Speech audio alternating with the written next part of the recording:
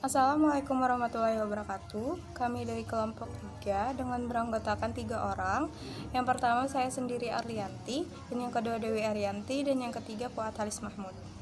Di sini kami akan mempresentasikan hasil diskusi kami dengan tema kurikulum IPA SDLB. Langsung saja ke pembahasan yang pertama, yaitu mengenai definisi kurikulum. Nah, apa sih itu kurikulum? Nah, banyak para ahli mengemukakan pendapatnya mengenai definisi kurikulum.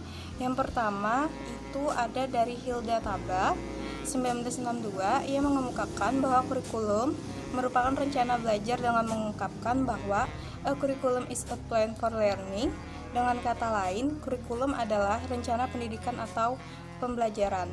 Kemudian pendapat yang kedua dikemukakan oleh Syaudi Sukmadinata 2010. Ia mengatakan bahwa kurikulum merupakan suatu rencana yang memberikan pedoman atau pegangan dalam proses kegiatan belajar mengajar. Sedangkan secara umum, kurikulum merupakan alat yang sangat penting dalam menjamin keberhasilan proses pendidikan. Artinya, tanpa kurikulum yang baik dan tepat akan sulit mencapai tujuan dan sasaran pendidikan yang dicita-citakan. Nah, keberadaan kurikulum sebagai salah satu komponen pendidikan berada pada posisi yang strategis, di mana peran utamanya sebagai pedoman dalam kegiatan pembelajaran. Kemudian untuk materi yang selanjutnya yaitu struktur kurikulum. Nah, dalam struktur K13 ini ada 3 komponen utama. Yang pertama itu mata pelajaran. Dalam mata pembelajaran, pendidikan khusus SDLB dirancang sangat sederhana sesuai dengan batas-batas kemampuan peserta didik dan sifatnya lebih individual. Maka mata pembelajaran khusus sesuai dengan jenis kelainan si anak disusunlah mata pelajaran yaitu yang pertama ada orientasi dan motivasi untuk peserta didik tunanetra, yang kedua ada bina komunikasi, persepsi, bunyi dan irama untuk peserta didik tunarungu, kemudian yang ketiga ada bina gerak untuk peserta didik tunarungu ringan dan sedang, kemudian yang keempat ada bina pribadi dan sosial untuk peserta didik tunalaras, dan yang kelima ada bina diri dan bina gerak untuk peserta didik tunadaksa sedang dan tunaganda.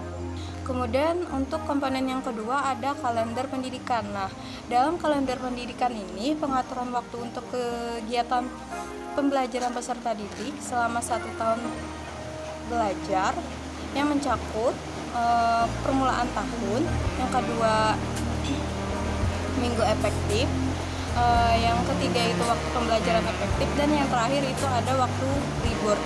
Kemudian untuk komponen yang ketiga beban belajar dalam yang ketiga itu beban belajar.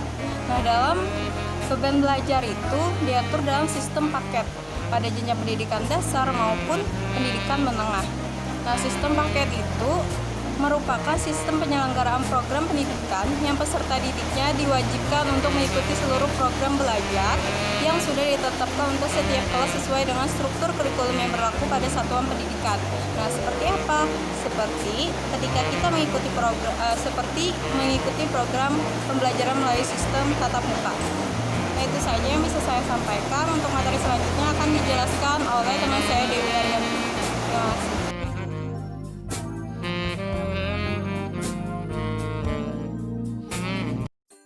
Mengenai prinsip-prinsip pengembangan kurikulum. Yang pertama, ada prinsip relevansi. Secara internal, kurikulum memiliki relevansi antara komponen kurikulum, yaitu terkait tujuan, bahan, strategi, organisasi, dan evaluasi. Sedangkan secara eksternal, komponen itu memiliki relevansi dengan tuntutan sains dan teknologi atau relevansi epistemologis. Yang kedua, prinsip fleksibilitas. Pengembangan kurikulum berupaya agar hasilnya fleksibel. Fleksibel dalam implementasinya memungkinkan penyesuaian berdasarkan situasi dan kondisi tempat dan waktu yang selalu berkembang, serta kemampuan dan latar belakang siswa. Peran kurikulum di sini sangat penting terhadap perkembangan siswa. Untuk itu, prinsip fleksibilitas harus benar-benar diperhatikan sebagai penunjang untuk peningkatan mutu pendidikan. Yang ketiga, ada prinsip kontinuitas, yakni adanya kesinambungan dalam kurikulum baik secara vertikal maupun secara horizontal. Pengalaman belajar yang disediakan kurikulum harus memperhatikan kesinambungan. Yang keempat, ada prinsip efisiensi. Peran kurikulum dalam ranah pendidikan adalah sangat penting, bahkan vital, dalam proses pembelajaran. Ia mencakup segala hal dalam perencanaan pembelajaran agar lebih optimal dan efektif. Yang terakhir, yang kelima, ada prinsip efektivitas. Mengembangkan kurikulum pendidikan perlu mempertimbangkan prinsip efektivitas. Yang dimaksud dengan efektivitas di sini adalah sejauh mana rencana program pembelajaran dicapai atau diimplementasikan. Dalam prinsip ini ada dua aspek yang perlu diperhatikan, yaitu efektivitas mengajar guru dan efektivitas belajar siswa.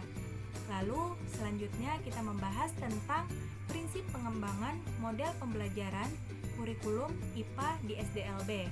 Yang pertama prinsipnya yaitu melihat karakteristik jenis ketunaan dan situasi anak didik.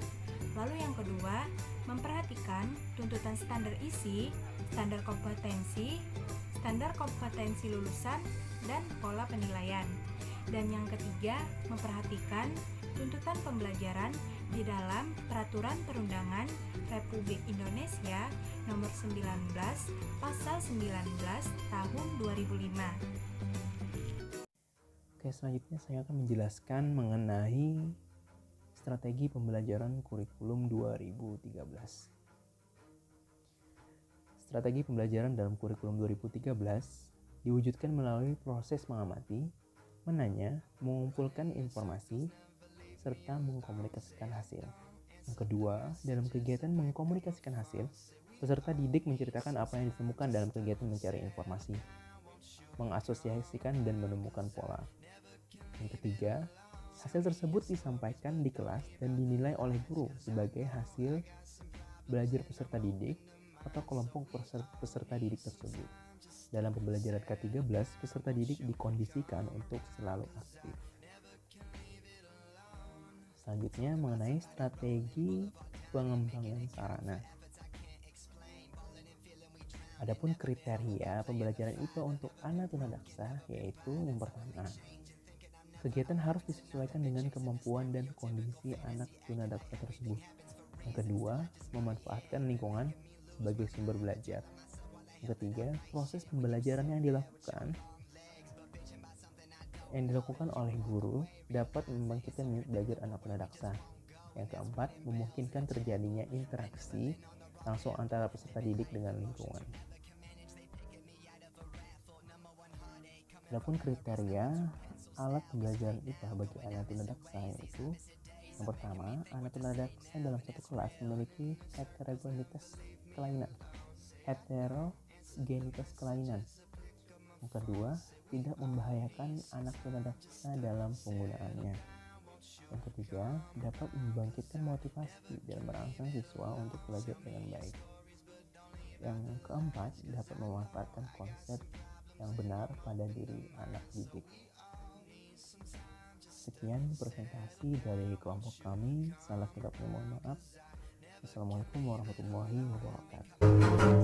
Running in circles, never leave me alone. Say I don't answer the messages or pick up my phone. Say we all need some time just to settle down. Won't you come around, cause I never can leave it alone. Tell me your stories but don't leave out the lies, cause I know I got some problems and I'm open to mine. So we all need some time just to settle down. Won't you come around, cause I never can leave it alone.